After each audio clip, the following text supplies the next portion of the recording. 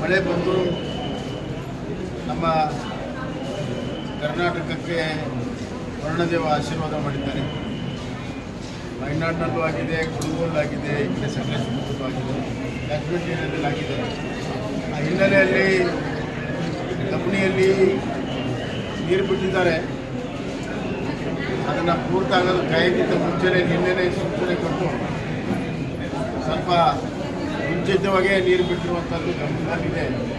ಏನೇ ಆಗಲಿ ಸುಪ್ರೀಂ ಕೋರ್ಟ್ನಲ್ಲಿ ವಾದ ಮಾಡೋದಕ್ಕೆ ನಮಗೆ ಭಾಳ ಗಟ್ಟಿಯಾಗಿರುವಂಥ ವಿಚಾರ ಸಿಕ್ಕಿದೆ. ಸರ್ಕಾರ ಏನು ಮಾಡ್ತಿದೆ ನೋಡೋಣ. ಯಾಕಂದರೆ ಇದು ಕೇವಲ ಒಂದು ಬಾರಿ ನೀರು ಬಿಡೋದು ಜೂನ್ ಜುಲೈ ಪ್ರಶ್ನೆ ಅಲ್ಲ.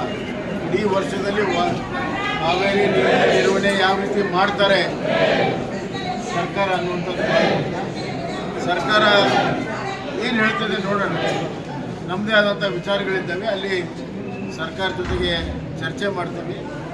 ಆದರೆ ಒಂದೇ ಒಂದು ಮಾತು, ಸರ್ಕಾರ ಯಾವುದೇ ನಿರ್ಣಯ ತೆಗೆದುಕೊಂಡರೂ ಕೂಡ ಕರ್ನಾಟಕದ ಕುಡಿಯೋ ನೀರಿನ ಹಿತಾಸಕ್ತಿ, ಬೆಂಗಳೂರಿನ ಕುಡಿಯೋ ನೀರಿನ ಹಿತಾಸಕ್ತಿ, ಮಂಡ್ಯ ಮೈಸೂರಿನ ಕುಡಿಯೋ ನೀರು ಮತ್ತು ನಮ್ಮ ಮುಂಗಾರು ಬೆಳೆಗೆ ಏನು ನೀರನ್ನು ಯಾವ ರೀತಿ ಸುರಕ್ಷಿತವಾಗಿ ಮಾಡ್ತಾರೆ ಅನ್ನುವಂಥದ್ದು ಭಾಳ ಮುಖ್ಯ. ಇದು ಹುಡುಗಾಟದ ಮಾತಾಗಿದೆ.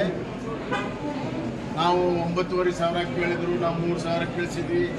ಅದೇನು ಭಾಳ ದೊಡ್ಡ ಸಾಧನೆಯನ್ನು ಬಿಂಬಿಸುವಂಥದ್ದು ಕರ್ನಾಟಕದ ಧೋರಣೆ ಸರಿಯಲ್ಲ. ಇನ್ನು ರೈತರಿಗೆ ಇನ್ನು ಒಂದು ಹನಿನೂ ಕೂಡ ನೀರು ಬಿಟ್ಟಿಲ್ಲ, ಅದು ಭಾಳ ಮುಖ್ಯ.